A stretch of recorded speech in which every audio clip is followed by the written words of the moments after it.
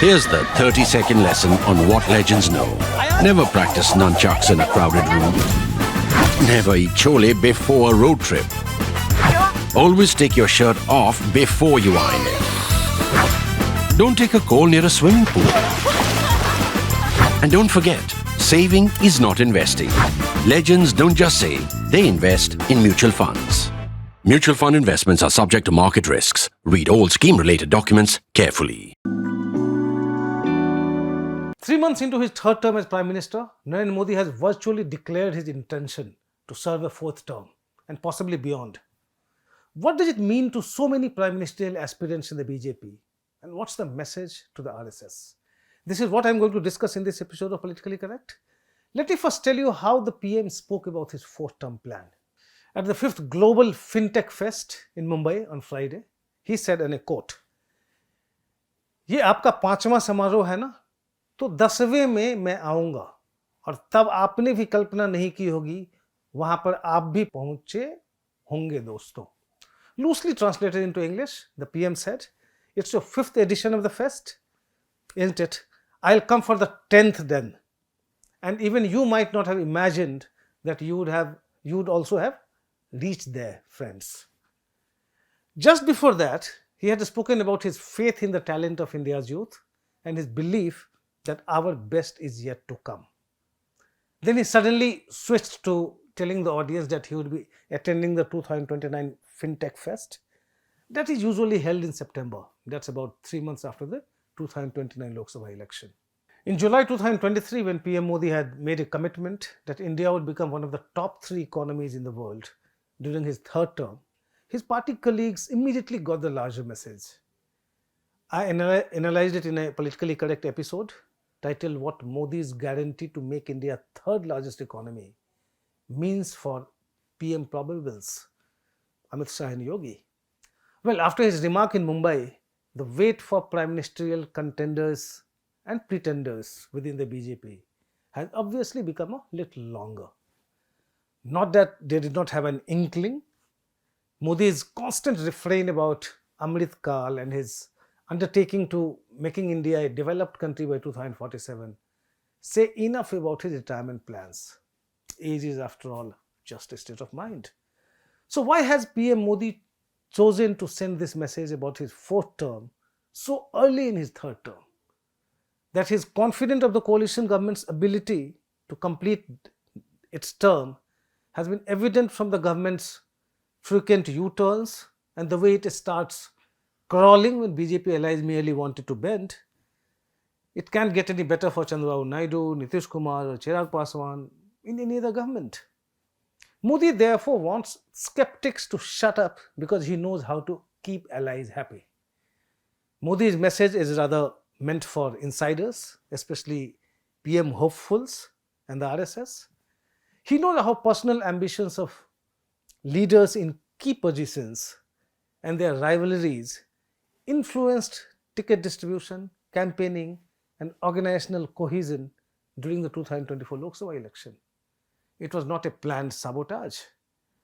The leaders' haste to position themselves for 2029 and their conflicting ambitions created a sabotage-like impact on the results. Home Minister Amit Shah and UP CM Yogi Adityanath may be the most talked about prime ministerial contenders, but there are many others, like Nitin Gadkari, waiting in the wings. Shivraj Singh Chauhan is preparing to start a monthly radio program, Kisan Se Baat, in what is apparently inspired by the PM's Man Ki Baat. Modi will be listening to Chauhan's conversation very carefully and attentively. He may also be mindful of others on the horizon, those who see an opportunity in any political stalemate. After all, who would have thought of Narasimha Rao, Deve Gowda, Indra Kumar Gujral, or even Manmohan Singh becoming the Prime Minister? Politics is all about opportunities and luck. For one, Assam CM Himanta Biswa Sharma has gone into overdrive to position himself as a new hardline Hindutva icon from the northeast. He is unmindful of the fact that his constant diatribe against Mia Muslims may not be in national interest given the delicate stage of India-Bangladesh relations.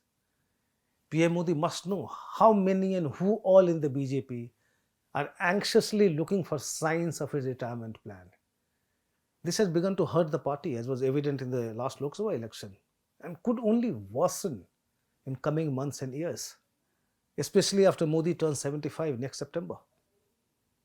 That is why PM Modi has chosen to send a strong message through his FinTech Fest speech. If I take the liberty to translate it in my words, Modi's statement would read, "Just chill. I have no plans to retire, neither during this term nor after." His message came a day before the RSS started its 3-day coordination meeting in Kerala. The BJP's ideological patron must have received the message from its former Pracharak loud and clear. The timing was significant given the umbilical cord binding the BJP and the RSS showing signs of severe strain. It had started with Party President JP Nadda's "Don't need you anymore" message to the Sangh ahead of the election. RSS volunteers staying away from campaign had cost the BJP dearly in elections. And top BJP functionaries, including Satsang Chalak Mohan Bhagwat, have made comments that have raised eyebrows in the BJP. For instance, weeks after the election results, Bhagwat remarked that a sevak must take pride in his work and not have arrogance.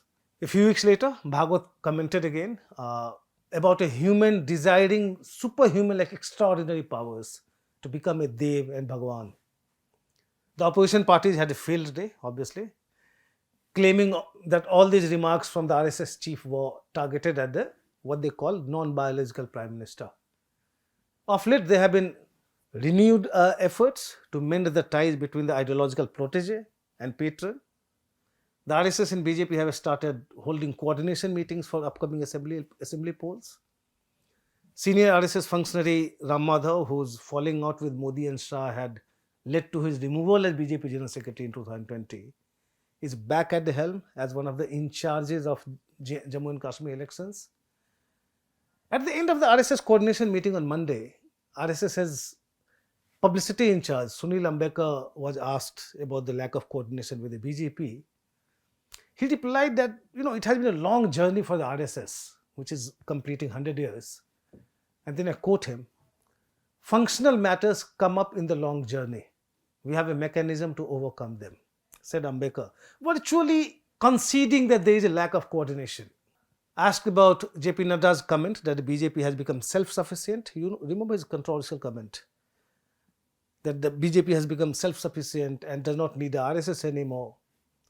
Ambekar said that it's a family matter, it will be resolved.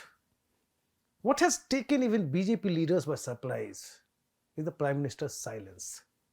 He kept silent when Nadda's remark triggered massive unease in the Sangh.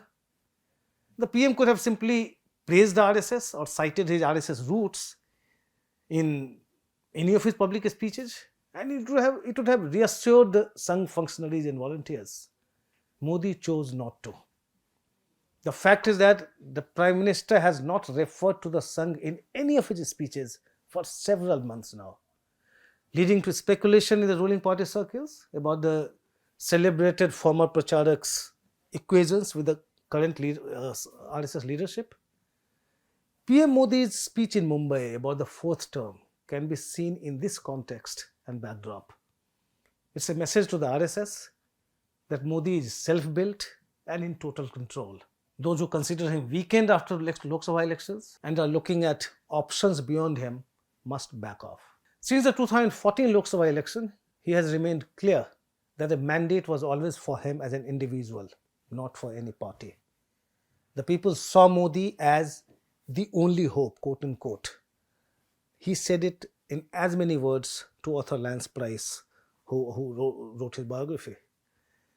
He's not L.K. Advani, whom he dethroned with the RSS's help to become the BJP's prime ministerial candidate in 2014.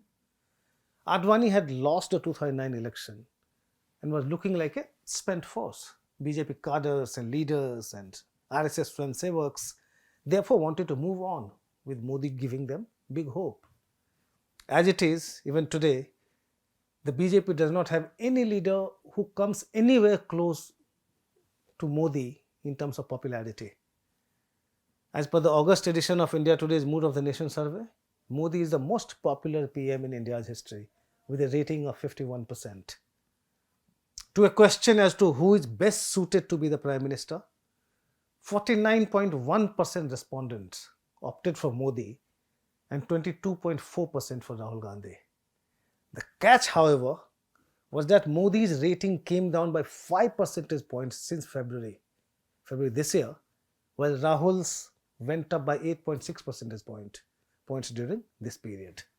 So yes, Modi's critics and detractors in the Sangh Parivar are right about his popularity declining. But Modi would look at it differently. He's still the most popular leader in the country. Gandhi's rating may be improving, but it's still not even half of Modi's rating as of today. Therefore, as long as people are voting for Modi more than anyone else in the BJP or outside, there is no question of him stepping away. Not in 2029, not in 2034, or any time during his Amritkal.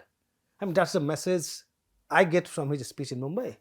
The Sangh and the BJP's prime ministerial aspirants must get Modi's message from the FinTech Fest straight. But before I conclude, let me make yet another appeal to you to subscribe to ThePrint.